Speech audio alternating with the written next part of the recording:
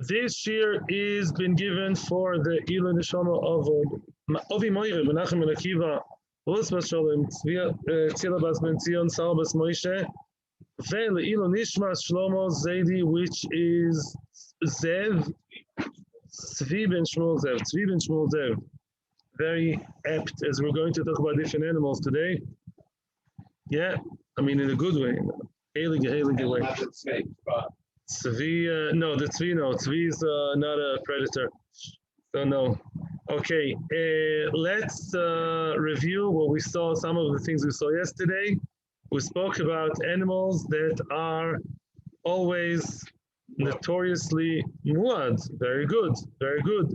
The muad right from the start. What are these animals? These animals are, we saw the end of the Mishnah, as first of all, a human being is always muad. They say that the human being is the most dangerous animal on earth. Human beings killed more than any other animal. It's true. Yeah, unfortunately, with all the wars and the terror and killing also animals, so then it's really bad. But Odamod Loilam, that's first. As the wolf, Ari, dove, the lion, the bear, Anamel, the tiger, Valdelas. Valdelas is an animal which we're going to define today. Try to define, not so easy. That's what the Mishnah said, that they're muad. And Ablozo said, no. Ablozo said they're not always muad. If you own an animal like a lion, and the lion lives in a Kruger park, lives in nature, then in a Chinami, the lion is muad lo'ilam, right from the start. Nothing against South Africans, Just if the lion is there in the wild, in the nature, then that's the way he behaves. Now, Ablozo says only in the jungle, only in the whatever, in the savannah, wherever he lives. The jungle, in nature, the lion is not a ben tarbut. He's a predator. Of course, he's gonna eat and attack and everything. So it's normal by him, and he's muad right from the start. If he's a ben tarbut, what's tarbut in modern Hebrew? Do you know? Culture. Person who's a cultured person is tarbuti. So bnei tarbut means what? Actually, in this week's parsha, tarbus anoshim chatoim, the tarbus of bad people, of sinful people. Yeah, that's the only time tarbus is mentioned in the Torah. And here in the Mishnah, tarbus means that the animal is cultured, meaning it is domesticated. It's been trained from young age to live in a person's house. And it doesn't eat meat it doesn't devour the meat, it doesn't attack the other animals. It gets its lion food from the nearby supermarket. I guess in Dubai, they probably sell lion food in the supermarket. I heard in Dubai, it's a very common thing for people to own lions. Mimela, for this ben tarbut, it's not common to start attacking another animal, definitely not a human being. And therefore, it should be chatzinezek, says Rablozo. Chachomim argue. Chachomim say, no, a lion is a lion. A lion is a lion. I actually heard once of a story to support Chachomim's opinion that there was a lion that for, I think, over 10 years was behaving like a bubale, cute until it did attack someone. He was fiercely attacked either the owner or another close by person. So Chachamim say don't take chances. The animals that are predators are always muad. Rabbi says no, give them hope. And if they are nice bnei talbus, if they're cultured, then we say that they are tam the first 2 times or 3 times. That's another discussion. Everyone agrees that the nochosh is forever muad. That was the Mishnah. The nochosh, a snake is always muad. There's no way you can really train a snake not to bite if it feels threatened or wants whatever. Yeah. Now comes the Gemara. We're now in test where we now to Zayin Amud Aleph. You can see we are in test Zayin Amud Aleph. Towards the bottom of the page there are 2 dots. Haze'ev v'ha'ari. Yeah, the 2 dots. My bardelas. The question is a question that we didn't know either. The Gemara doesn't know either. My bardelas. What does bardelas mean? What is this animal? Omar Vyuda nafreza. Vyuda says it means a nafreza. Now we know what it means. It's a nafreza. That's it. Nafreza. You don't know nafreza is? Where did you get your education? Yeah, you think so? Yeah, because the ropes down. My nafreza. What did our school say? No. My nafreza. That's a polecat. A what? Polecat or weasel. Polecat. Possibly. Cheetah. No, not choose. Amud Yosef, let the Gemara talk first. In modern Hebrew, okay, I shouldn't have opened this box. In modern Hebrew, Bardalas is a leopard, and this is what the Tiferet Yisrael says also. Tiferet Yisrael always gives you the translation to this German Yiddish words. Here too, he says Bardalas is a leopard. Yeah.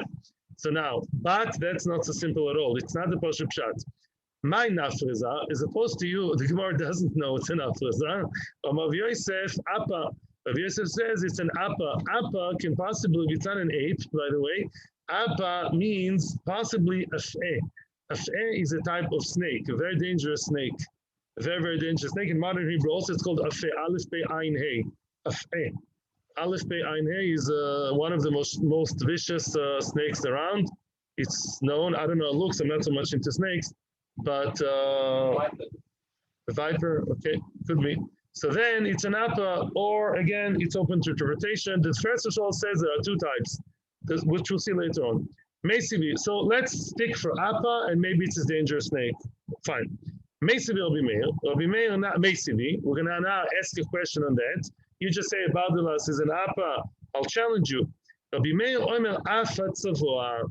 Rabbi Meir says, Rabbi Meir adds to the list of animals tzavoa. In modern Hebrew, tzavoa is a hyena. Yeah? Hyena is a tzavoa in modern Hebrew. That doesn't mean that that's the real meaning in the Gemara. Tzavoa, yeah, laughing like a hyena. Sochek kmo tzavoa. Afa tzavoa. Rabbi Lozo Omer Afa Nochosh. Rabbi Lozo says also Nochosh. Ramav Yosef, tzavoa is a appa. Rav Yosef says, tzavoa is an appa. Now, that tzavoa, whatever that means, I'm not saying it's a hyena. Whatever tzavoa means, it was added to the list, right? So we already have a list including bardalas, and on top of that, we added another item called tzavoa, whatever that means. And now you told me bardalas means appa, yet Rav Yosef says tzavoa is an appa. So make up your mind. Who will the real appa step up, please, and raise his hand, yeah? Who is the appa? Is it bardalas or tzavoa? And they're not the same animal because they're an additional item to the list, right? Answers the Gemara, don't worry. Lo kasha, I'm following now Rashi's second shot. Rashi has two pshatim, if you want to look. Lo kasha, everything is good. Kan b'tzavoa zochel, kan b'tzavoa nekeva. There's a big difference in behavior between whatever tzavoa means. Tzavoa may be the hyena, tzavoa may be the dangerous snake. According to Rashi in a different place, tzavoa is really a very, very dangerous snake. The only two of them, the zocher and the keva, and they only reproduce once in 70 years. Whatever that means, I don't know. Some kind of maybe semi-magical animal, I don't know exactly. But that kind of very dangerous snake is called tzavoa, and it's called appa, and all is good. Why does he have two names? Bardalas and tzavoa. That is because one of them is male, the other one is female. And apparently the male is worse. The male is the one that everyone would agree is muad lo'ilam, and the female is more questionable. In some animals, the female is more docile, but some animals, it's the other way actually. In any event, so here we say there's tzavoa zochel, tzavoa nekeva. It's either the dangerous snakes, according to first Israel, it could be leopard. Yeah, or maybe it's a weasel, you're saying. Interesting, weasel usually chulda, so I don't know, but could be. We might argue with article, yeah? But whatever, so in any event, chas v'shalom, kfir be'elokim. So then we have the male and female. Male is more dangerous, and they're both called appa. The Tanya, how do you know that the male is the real vicious one? Although that's an agadita here. Tzavoa zocho, the male tzavoa, as opposed to the female, after 7 years, nasa atalef, it becomes a bat. Yeah, we're going to give some explanation later. It becomes a bat, transforms into a bat. Yeah, the scary one in the caves. Atolef, after 7 years of being an atolef, la'achar sheva shonim nasa arpad, becomes an arpad. Arpad is also a type of a bat. In modern Hebrew, arpad is a vampire. Yeah, so a vampire, but again, I don't know if we believe in vampires or not, but Lamaisa, the Talef, I saw in the Meforshim, Arpad is a more dangerous type of bat, some kind of vicious cousin of the Atalef, of the bat. Atalef is mentioned in the Torah. Alpad, what happens with Alpad after 7 years? It becomes a thorn. Yeah, it becomes, it's slowly deteriorating now into a very unfriendly kind of bush, a thorn called kimosh. mentioned the Tanakh also. Kimosh, after 7 years becomes choach, which is choichin, which is also another type of thorn. Choach, shed. The choach after 7 years becomes a shed. So this Gemara is obviously very, very hard to understand, very difficult to grasp and understand in reality. Doesn't sound like this was taken from National Geographic kind of movie. Yeah, but Lemaisa, from a rather deep research I did on the subject, I didn't find much, unfortunately. One thing I can tell, based on the Marsha a bit and others, is that the idea is that it's something like Gilgulim. In other words, the bad animal, which is a Tzavah Zocher, which is worse than the female, if it doesn't improve, so to speak, well, it's an animal, it can't improve, it's going to become worse. Yeah, it becomes an atalef, which is a lower form of being. It's just a bird. And then the bird becomes a vampire, which is worse. And then becomes something even lower. In other words, if you're not mitak in your tafkid in Olam Hazeh, eventually it's not going to happen by itself. If you're not fixing up what you got to fix up in this world, you're going to come up with a Gilgul, and the Gilgul won't be happier. The idea is Kilu, it's Gilgulim over Gilgulim, and eventually that bad thorn becomes even a worse thorn, the dirt of the dirt, nothing, not even a living being, and eventually becomes a shed which is all about nezek. A shed is just one big bad creature, demon, and therefore we say, yeah, the Gilgulim go, we better do tshuva now before we become this, that, and the other. That's generally speaking. That's the way I understand the Agadita Shaboy. The physical part, I don't know, but Lamaisa, the Rabbi Akiva Me'emdin, a very, very choshev achron, says that if you wonder about that, you should watch the silkworm. You see a silkworm or many other reptiles, it's a reptile, then it becomes cocoon, then it becomes a butterfly. But we see in reality that one animal can go through different stages and incarnations. So here too, the Gemara says this animal transform, although this is probably something more spiritual. That's what I understand. Siyata Dishmaya. Yeah? What? Question? Good. Now, there's no competition with Baruch, that's why. No, Baruch is not here, so there's no competition. Yeah. Shidra Shalodam, the penultimate line. Now we continue to something more musardik, more nogea to us. Shidra Shalodam, a person's spine, you know, the back, the spine. After 7 years becomes like a snake. What does that mean? Back problems, chiropractors. If a person doesn't bend his head properly in moedim, and he's supposed to bend down in moedim all the way through like to bend down, you know, completely, to show your submissiveness to Hashem. If you don't do that, your spine becomes a kenochosh afterwards when you die. What does that mean? Here, there's a lot more information. The idea basically is that the Nochosh is a very big Balgaiva. The Nochosh was Ohu Mikol Chayesasode in the story of Bereshis, the Maisa Bereshis. We know that the Nochosh was the one who posed his problem. He thought he was supposed to be Adam's servant. He was to be the servant of Adam and Chava. Originally, Hashem's idea was that every human being should be very, very spiritual, like Adam, and who will take care of his physical needs. Two animals that are semi-human. Interesting. Maybe Mikan the toast of Rabbi Darwin. Yeah, there were creatures that were almost like human beings, but they were animals, like, you know, monkeys or something. And that was a Nochosh. He was very smart, but he was like a sub-human, and he was supposed to serve him. So now, but that Nochosh wanted to be, he was a Balgaiva. He was very arrogant and also haughty, and therefore he wanted to have relations with Chava, and he did. He wanted to be there instead of Adam. He wanted her. What? Yeah. Ba'ala Nochosh Yitil Bazuamo, the whole story. Second parak in Avodah Zarah, also in Shabbos, in Matan Torah area. The Kitzer, the Nochosh was the big Balgaiva. He aspired for more than he could. Than he could handle, and that's why he fell. He had very nice feet. He was a good-looking guy, and then Hashem Dafka put him all the way down to where? To the offer. And you're supposed to eat offer. You're supposed to be the lowest of the low because you aspire too high in a Gaividike way. So if a person doesn't bend down in Moedim, what does that show? He doesn't really, behave in a humble way in front of Hashem. He says, no, I have my own thing. I don't always have to listen to HaKadosh Baruch Hu. I have my hashkaf. It's not like HaKadosh Baruch Hu. I'm not bending down to Hashem. I don't have to thank him for everything. I did it on my own, chas v'sholom. And therefore, that person, by the way, very nice. So in one of the Forshim, maybe I think in Yaakov, he says when a person bends, there are two factors here. First of all, he bends down in front of Hashem. And if he really bends down with his head, what he sees in front of him, if his eyes are not closed, is the offer, the floor. You have to like equalize yourself in a way to the offer, or it's to know I'm like nothing, like dust in front of the Kodesh Baruch Hu. If the person didn't do that, he'll become like a nachosh. You're behaving like a nachosh. In Olam Haba, you'll become like one. You'll become like a nachosh. Also, I think that's Toystus in Amud Yomi.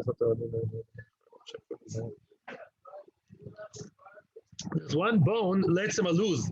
One of the bones in the vertebra, in the one vertebra, I mean in the back, is letzem aluz that never burns. Even if you burn a body, that bone would never burn, and that bone, the luz, is what you're going to live from. You start living from there in Olam Haba. That's like the source of starting your new life in Tchiyas HaMeisim. So then, etzem aluz, he would lose it. Excuse the pun. He would lose etzem aluz because he's behaving in a gaivadik way. So he's not ad kedekach. No chelak in Olam Haba. Amar Mar. That's the best I could do.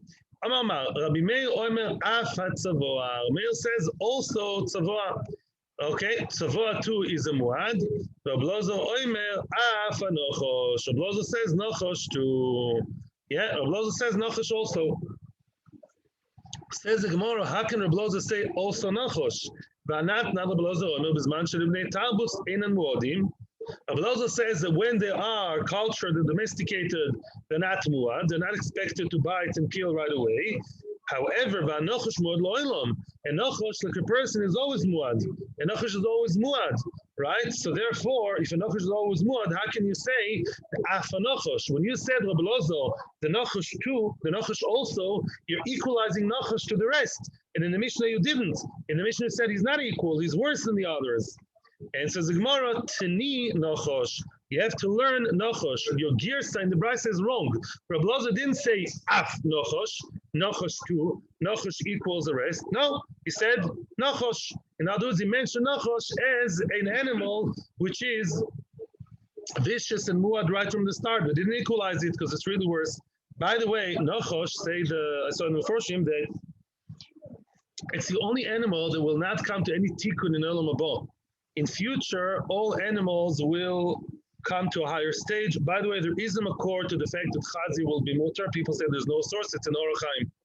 Orach Chaim HaKudosh, when it talks about Chazi, or either in Shmini or in Re'eh, one of the two places Chazi is mentioned, yeah, it says there, excuse me, Tzav, where is it? It's where are the animals? Tzav Shmini, the end of Tzav, Shmini, the end of Shmini, I was right. So the end of Shmini or in Re'eh, he says that Chazi will be Choser v'Tohor. But the Nochosh is the worst. Nochosh is such a bad guy. Nochosh, even in Olam Haba, will stay bad, won't come to a tikkun, maybe won't exist. It's interesting. Nochosh and Mashiach are two different, are the same gematria. They were from the Chet of Nochosh, which was the beginning of creation, the one who created evil in the world, so to speak, is a Nochosh. And the one who will save us from evil is Mashiach. It's the one against the other, Nochosh and Mashiach. And by the way, Nochosh is not metame, very interesting. The dead body, the dead corpse of a snake is not metame. A kohen can play with it all day long, doesn't become tome, or anybody else. It's not. And before Rambam, it's much more from the Gemara, before the Rambam, and Nochosh maybe so tome that the tumah doesn't apply to it, like you go in Eid. You know, right? The Kodesh shiur, there's Nochosh is so down and out, and there's no tumah by Nochosh. The truth is, most Trotzim don't have tumah, except for the 8 mentioned in the Torah. Weiter. Let's go. Now we're going to talk about the eating habits of the lions and how it affects us lahalacha. I'll tell in advance that even though I don't watch movies for many, many years, I didn't watch what would be called a normal movie, and Baruch Hashem no Yetzirah for it. The only movies I would sometimes watch are nature movies, you know, to see Nifla Sabayra, that would be like the most, gutsy movie I'd ever watch. It's the animals, yeah? So now, when you see lions eating other animals, so sometimes you see that they kill them first and they eat them, but sometimes the animal's very big, they just chop them, the whole group chops them together, the big buffalo, and they eat it while it's still alive. They eat the buffalo, and the buffalo is still going crazy, but the lions are stronger, the Pashut eat it in a cannibalistic way. And that's going to be exactly the topic of the Gemara today. What's normal for a lion? I would make a akdama here. And by the way, before I make the akdama, I have to tell a very cool line by one of the Achroinim. He says, you know the line, Ein apotropos le'arayas, right? Ein apotropos le'arayas is, arayas with an ayin means when it comes to men-women relationship, You can never rely on people. Yeah, yichud you can't have. Even the biggest tzaddik can fall. So one of the Meforshim says, "Ena patropos le'arayis" with an aleph. Ena patropos le'arayis to lions, meaning that's the opinion that says that lions would always be vicious, even if they are cultured and they go to listen to Beethoven every night. Still, Lamaisa, those lions are vicious. Anyway, let's continue. Now, let's give another intro. When we say that the animals are muad to kill and eat and devour, that's not true by every predator, because every predator has different ways of different modus operandi. If every predator has a different way of working, some of them eat them alive, some eat them dead, some eat that way, the other way, some like some animals, some like other animals, so when we say muad, we have to know the eating habits of each one to decide what's normal, what's not normal. Yeah, okay? Now, another nikuda is, whenever we talk about one animal eating the other animal, we have to think of two things. Is it keren or is it shen? Because for the lion, when we say muad, right, what do we mean? Are we trying to say that it's muad and he has to pay, what, nezek sholem because it's keren muad? Or do we say that it's shen? For the lion, you know, the buffalo, my daughters always cringe and they say, oh, why did the lion catch the poor antelope? And I say, what do you want? He needs parnaso. That's his food, you know. He's eating this like the antelope is eating the grass. It's shen, it's not keren. That's going to be the discussion now. Another introduction. When an animal eats something in an abnormal way, what is that? Which category does it fall under? Let's say the animal ate something that's too big. It's enjoyable, but it's crazy big. Or the animal ate something absolutely abnormal. Which av is it? Keren, the winner is Paris Keren. Even though it has a no, and it's not doing it for purely vicious motives, Lamaisa, if the behavior is crazy and strange, it's still called Keren. That's a chiddush that we sort of touched upon before, and now we're going to see here very clearly that the animal that eats things in a way that's abnormal, because an abnormal behavior is not expected. If it's not expected, then we say, Chatzin has a knas, I didn't expect it, and therefore only half. Although it's enjoying it, and maybe later it will pay shen. But for the actual killing of the animal, which is the most important point, most crucial point, it was a live, nice sheep, and now the sheep became dead in a few seconds because the lion ate it, then you have to know if it's keren or shen. If it's normal for the lion to kill it in order to eat, then we say the whole thing is shen. And if we say killed it in an abnormal way, the killing part was not normal, then we say it's keren. Yes, it's good to ask questions now before we embark on the new sugya. Yes? What don't you understand? Not a normal fashion for him to eat, as we're going to see soon. We're going to see an example very soon. But we saw one already, excuse me. Let's say it's not normal from a little kitzile, the little kitty born in North Tel Aviv, very spoiled cat. It doesn't start with other animals. And out of, it was absolutely abnormal when all of a sudden my cat started attacking and managed to kill the neighbor's rooster. For this cat, it's not normal to start with roosters. Mimela what? If it did, that's called keren, because it's not a normal thing for her to eat or behave that way. Later on, it's called shen, and that's already a different stage. But the first stage is keren. Yes. For domestic pet, is that normal for? Shmuel, we are here in the fourth line. Shmuel, a lion is walking down the street, whistling all the way. A lion is walking down the street, very nice. Doras ve'ochal potu. Doras means, as you said, it holds it by the neck. Dores, like a car. It holds its paws on the animal and eats it alive in a cannibalistic way. Yeah, that apparently, according to this stage of the Gemara, is normal. It's normal for a lion to eat the animal alive, like a cannibal, and that is Ever Min Achai. And because of that, he's potter. Why is he potter? Completely, because it's in Reshus Harabim. And if you behave normally, that is what? Shen. Shen B'Reshus Harabim is potter.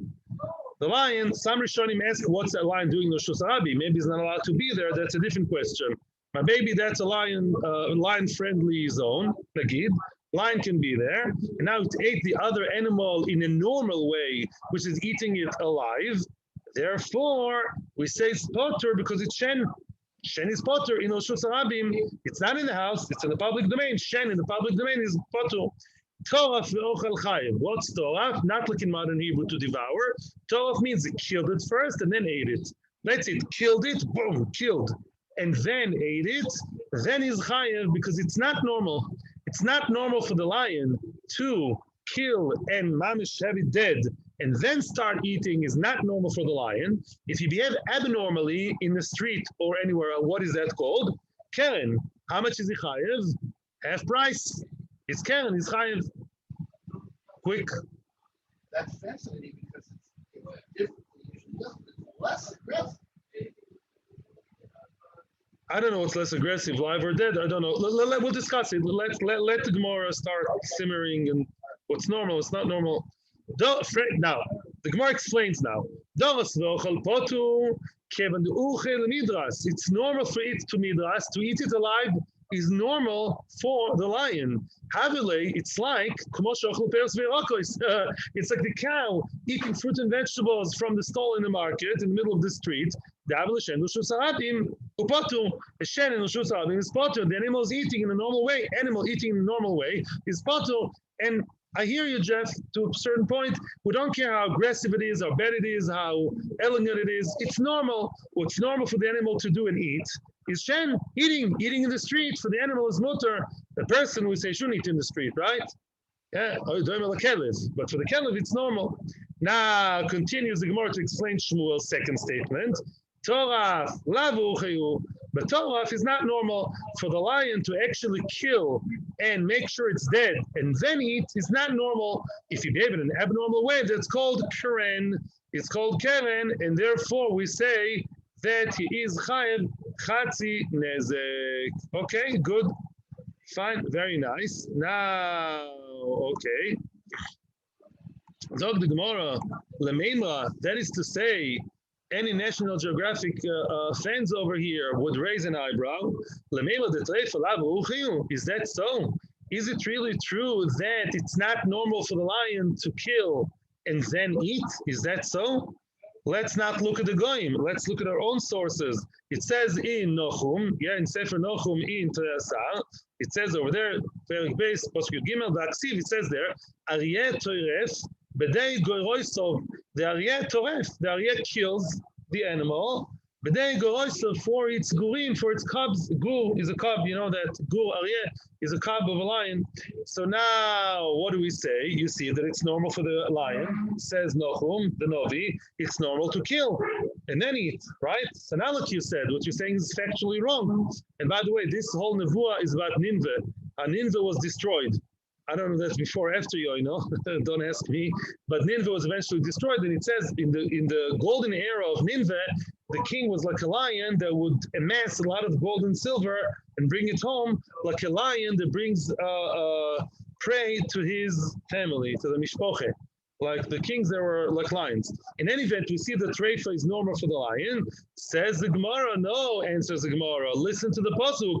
Bishvil guroisov, yes.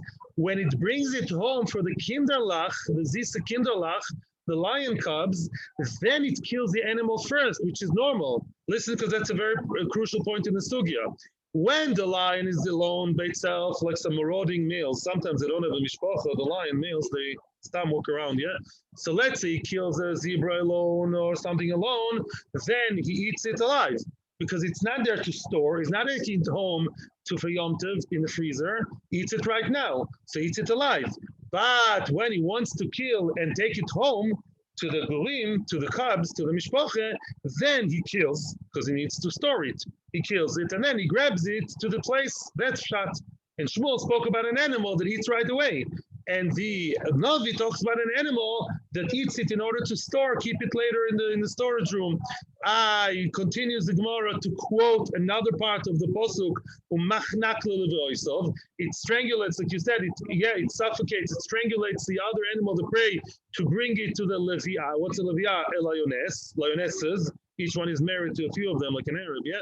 B'shvil Levoisov, for the Levia, and Chinami, the same answer. He's going to take it home for the Vaibalach. That's why he's killing it and then making sure that it's there to be stored dead. He doesn't need it alive. Continues the posuk, same thing. He feels the chor, he feels the pits that he has, those pits that they have. He fills it with teref, yeah, he stores the teref. The same answer, b'shvil choyrov. When he does it for the storage, that's when he kills it first. Also, the treifa is always for the ma'on, for the home. He wants to store it at home. That's why he kills it first. So far we're okay. Again, let's summarize. According to Shmuel, it's normal for a lion who wants to eat right away. It's now walking down the street hungry, and he sees a very nice, good-looking sheep. That's a nice lunch for me. That's a good sandwich. Now he eats it right away. How to eat it? He holds it and eat it alive. Because why should he kill it? What for? And that's called normal. If it's normal, it's shen. Shen is potur. But if he kills it, boom, boom. First, he makes sure to kill it, he suffocates it, whatever, or he bites it sometimes also. Then we say that this is not normal, and therefore it's called keren, and he has to pay half price, and that's only true when he's about to eat it now. If he wants to store it for later on, then the normal way is to kill it. It's very interesting. So if you see an animal, a lion, if you see a lion that kills the animal and right away takes it, drags it with the teeth and takes it to a corner or to another faraway place to the mishpocha, that would be normal. You see him getting very tricky over here. That would be normal. It would be shen, would be potter, right? Okay, yes, depends on the kavanah of the Mr. Leo. But we see the kavanah of his behavior. So far, so good. Frag the Gemara Tanya, we see a brisa, nishtazoi. Seems to be a brisa now.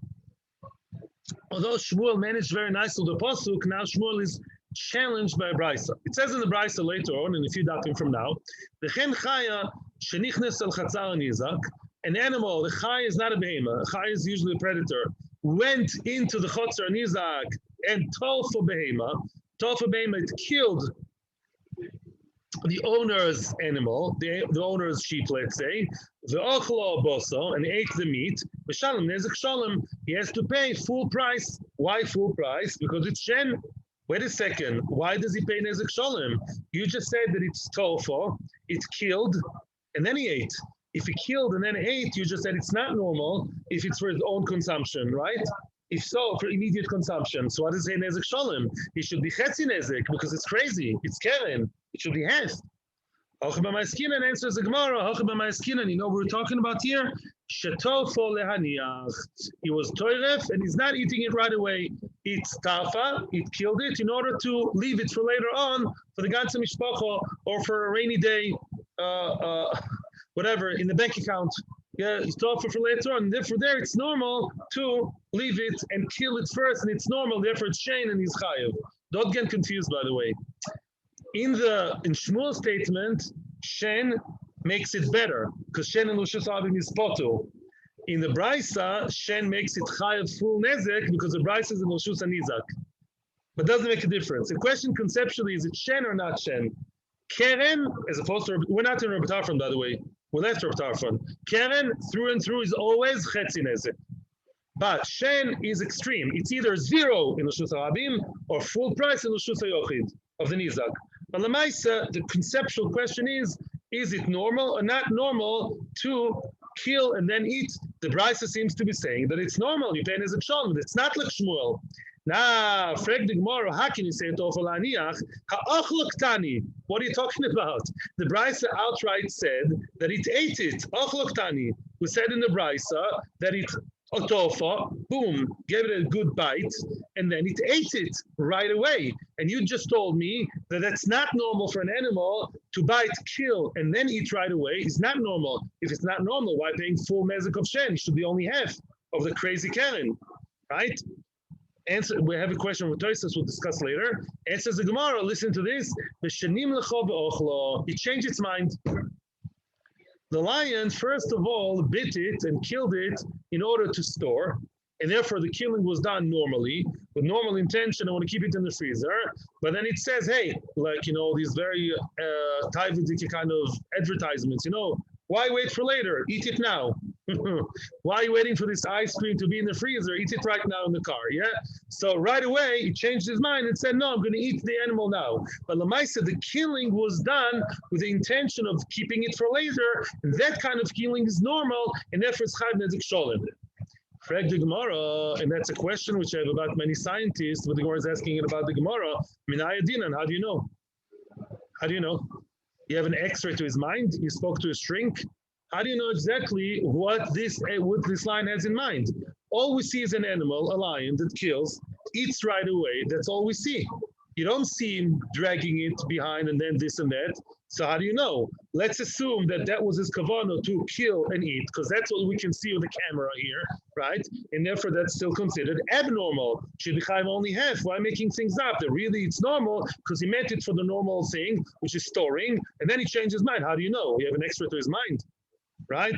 Sometimes they say things about animals and I never know how they know that. You know, they guess a lot of things about animal psychology.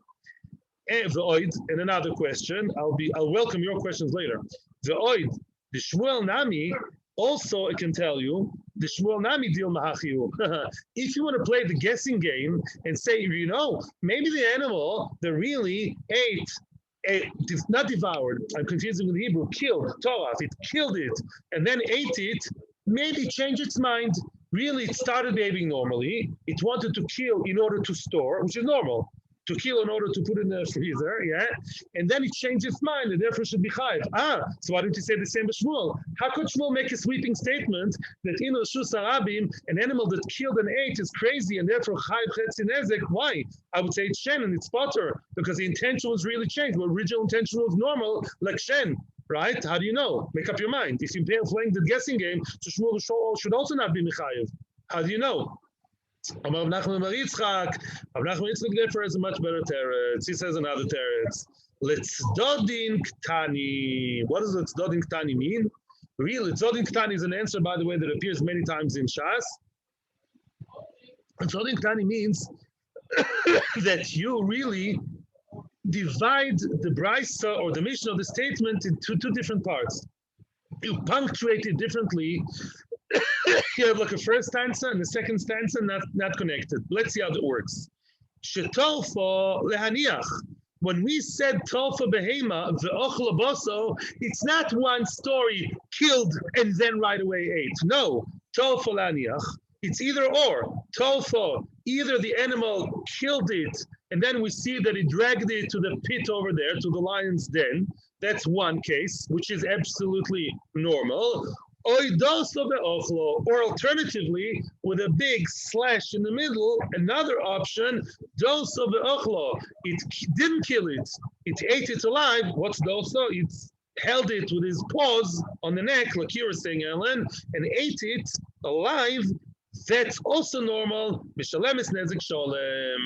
Both are normal. Either to kill in order to store for later, because he needs it dead. He doesn't want it to jump around in the freezer, in the cubby hole over there.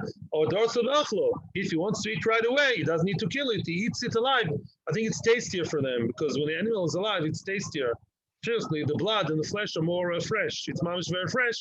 The shalem is nezik sholem, and therefore that's considered normal. Both cases are two alternatives. It's not one combined case. That would be abnormal. To kill and eat right away would be abnormal. It would be chayv how much? Chetzi, keren. Masha'enken, if either that or the other, it ate it in a normal way, then would be chayv in reshus hayochid, full payment because of shen reshus hayochid. And if it happens in the gas, what's the gas in the street? That would be chayiv 0 because shen b'shus harabim. Later on, by the way, we'll see that shen b'shus harabim is not 0, but I don't want to confuse you right now. That's besides the point. Now, Frek Toises and the Rashbo, why can't you say that over there we talk about a different animal which is not a lion? Maybe over there we talk about a wolf, because apparently they say the wolf is the other way. A wolf kills and then eats. The wolf that kills, the wolves that they kill and then they eat. They don't suffocate. They don't hold the prey as it is. And the answer is, it says chaya. Chaya means any type of animal, not exclusive. Doesn't say except for lion. It includes lions too. Okay? So that's the end of one answer. Now, Ravina comes with a different answer. Questions or no questions? Everybody's happy or not happy? I found a new way to. Let's continue. Yes, Rabbeinu Tzaddik. With all due respect to the Gemara, I've never seen a lion store food. The lion comes with its pride, and when they kill an animal, they all dig into it. The leopard, when it kills an animal, it takes it up a tree because it doesn't want to know the predator's problem. Ravina says, Ki komo Shmuel be'ari tarbus. Ravina says something completely different. Ravina says, you know what? En chinami, I change everything. Really, it's normal. Litzrof elechol. Ravina breaks all the rules. Oh, you're going to like Ravina. Ravina is with you. Ravina says that it's normal for a lion to kill and eat. Why did Shmuel say that it's crazy? That it's not normal for a lion to kill and then eat right away.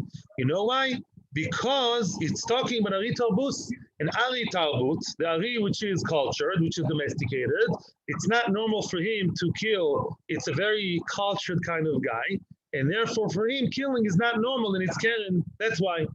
Rabbi Lozo is the one who believes in human nature, in lion nature, and he can actually train them to behave nicely, and therefore for him it's not normal to kill and eat in the middle of the street.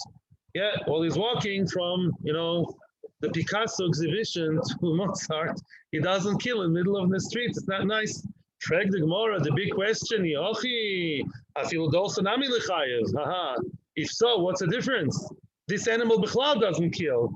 It's a very spoiled lion, from the movies. And what does he do? They give him meat. They feed him like in the zoo. So he's also not used to dorso either. Why are you telling me that if it ate the animal alive, in a way it's even more cruel, it eats it while cannibalistically with the animal still alive? Also lichayev. By the way, what you're saying is not true, because sometimes there are other predators that compete. They start eating it, and the other predators that compete, the hyenas or some other enemies, and then the lions do drag it, and they start to get their big politics over there, and there the lions take it to a different place. Yes. They sometimes do. In the previous Gilgal, it was like, so yeah, those Nami Lechayev, said it, we'll argue later. If so, Nami Lechayev, so if so, make up your mind. So right, so dorso also should be Mechayev Chetzi Nezek. What's the difference? If it's an Ari Tarbus, a domesticated lion, both ways of killing are not normal for him. It'd be Mechayev him Hech. So the Gemara must be an Echinami. You have to change the statement to Ravina. Ella must be. The Ravina lava Shmuel Itmao. When Ravina made that statement regarding Tarbus, that we're talking here about a cultured lion, he did not pin it to Shmuel's opinion. Ela Masnisa. Remember the brisa we saw now and we analyzed now? The brisa that said that if it goes to Oshus HaYochid, Oshus HaNizak over there, and eats the animal right away, kills and eats, is considered as normal. On that he says, on that comes the statement of Ravina. We pin it to the donkey, as they say, which means you should know that this brisa also, not exclusively, also applies to Ari Tarbus. What does that mean? Don't tell me that you're chayiv because it's normal for the lion, which is a predator. That's why it's chayiv nezek sholem. Even an Ari Tarbus, which is not normal for him too, he should also be chayiv nezek sholem. Wow. According to Blazer says it's not normal, but he pays nezek sholem. What are you talking about? You're contradicting yourself. It's half nezek, not full, because you're talking about Ari Tarbus. According to Blazer, for him it's very abnormal to kill anybody, such as this little lion, a cutie. He's with me since he was born, such a cute little thing, weighs, 5 tons. So what? But what do we say? He's not prone to kill. If so, it should pay chatzi nezek. It's not normal. Why saying nezek sholem? And says the Gemara, de ayayed. What's ayayed? He became a muad.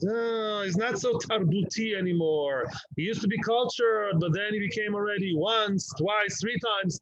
We realize that he has the normal nature of a lion. He can take the lion out of the jungle, can't take the jungle out of a lion.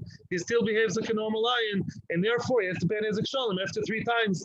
Therefore, it's muad, and that's a chiddush. In other words, don't tell me it's because of shen and it's normal behavior of a lion stamp from the jungle. This is like a keren that developed the character now became normal. For him to do keren became normal. It's chayav nezek shalom, like the bull that go 3 times, no questions.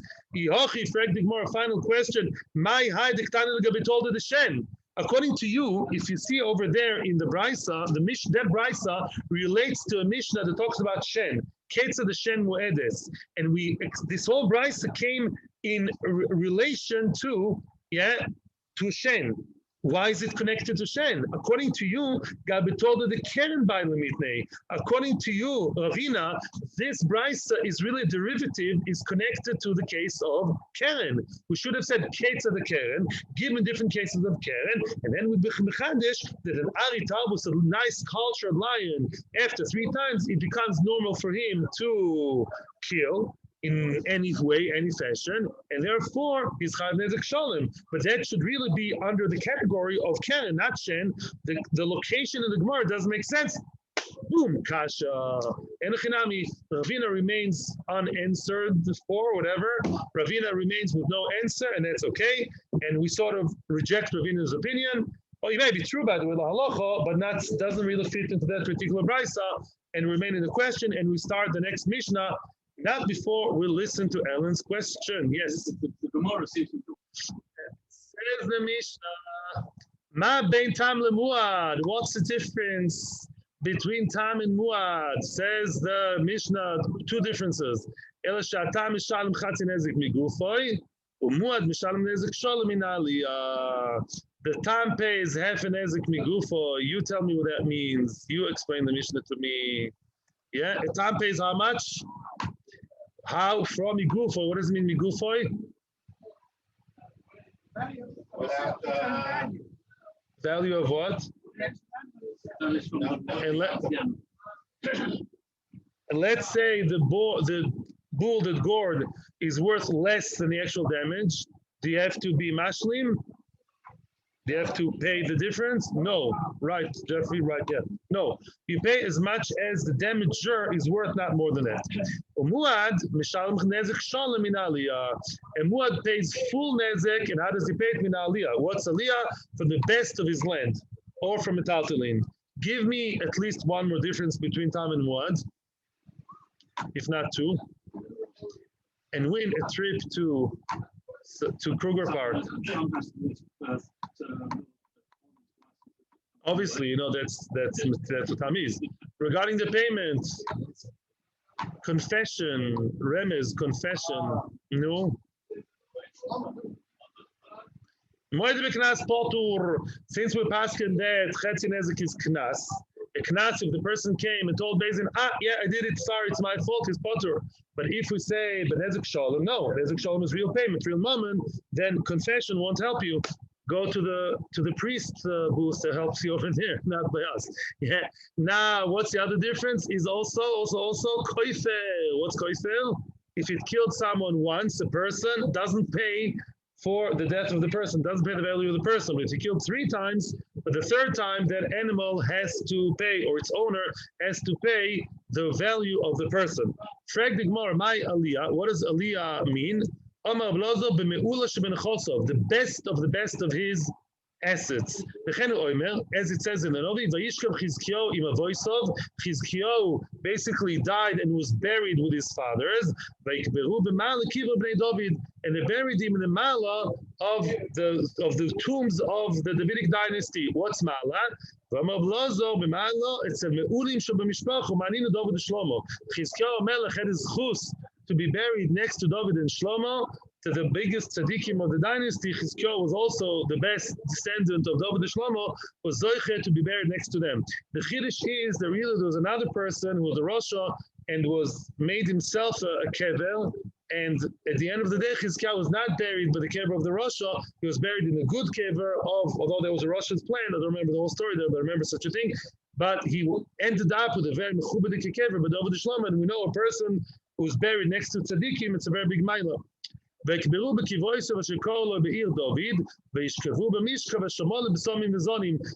him in the tomb area, in the grave that he dug for himself in Ir David. And where did they place him to sleep, so to speak, to die? In a place full of besomim, of good herbs. aromatic herbs, v'zonim. What's zanim? My b'somim v'zonim. What does zanim mean? What's zanim in Hebrew? Modern Hebrew? Anybody? What's a zan in Hebrew? Species, right? You know that. Yeah, zan nadir is a rare species. So zeni, that means to say there were many different types of b'somim. Such a beautiful place that there were a lot of different, aromatic herbs over there, all with different types and different smells, like a whole botanical garden. Obviously, it probably also means a place which is connected to Gan Eden, where it's all good smell.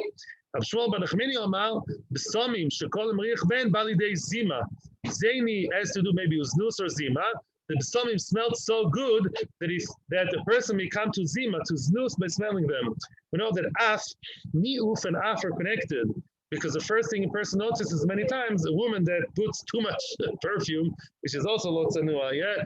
And then you smell the smell, it can attract the men, yeah? That's why af and yi'uf are connected, yeah? So a person, we're not saying chas v'shalom about Chizkiyahu, we're just saying the smell was so strong and so powerful that would have been, in a different setting, would have been seductive. So that's why it's called zeni. Continues the Gemara more about the Novi and about digging. Kikaru shoicha or shucha lelochdeini upachim tamlu leragle.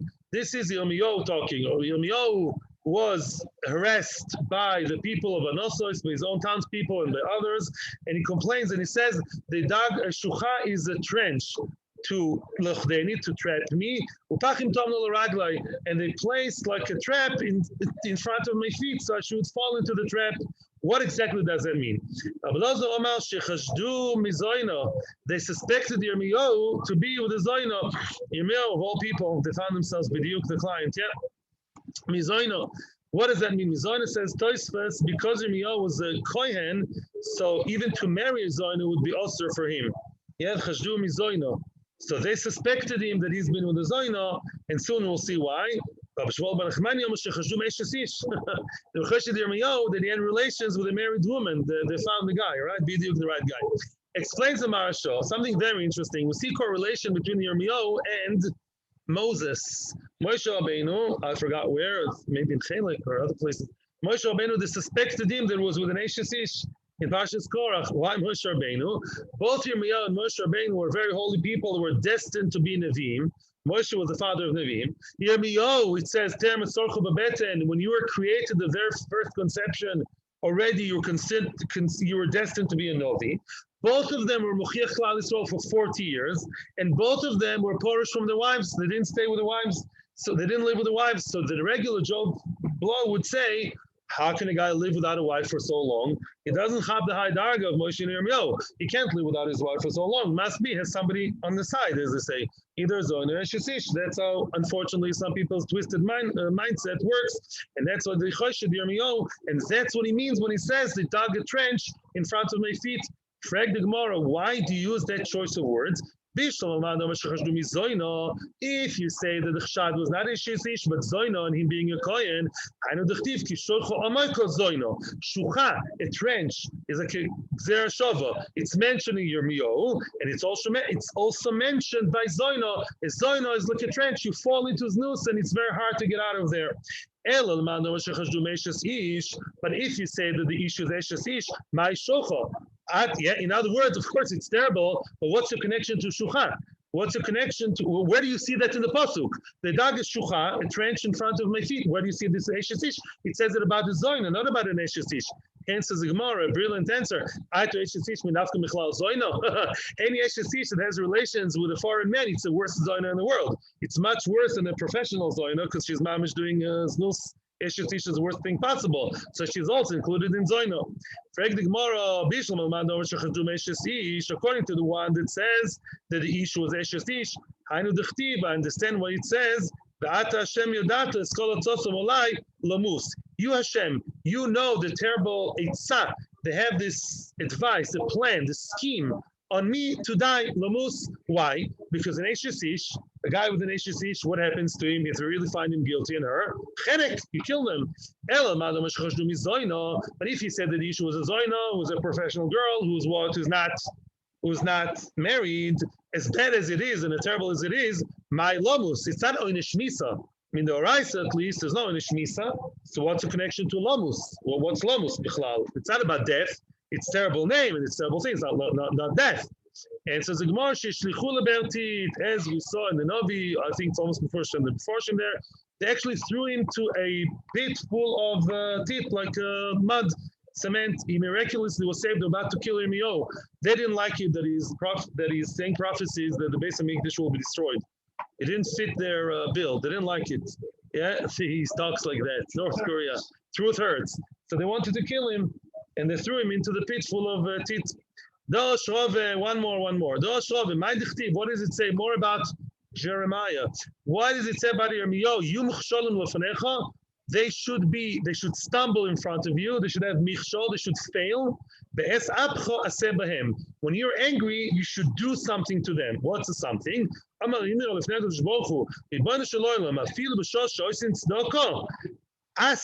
Even when they try to do good things, they do tzedakah. I ask you to make sure that the tzedakah that they give should be to people who are not decent people. The schnorrer that they give the 5 shekels, or the organization that they give $1,000 should be fake.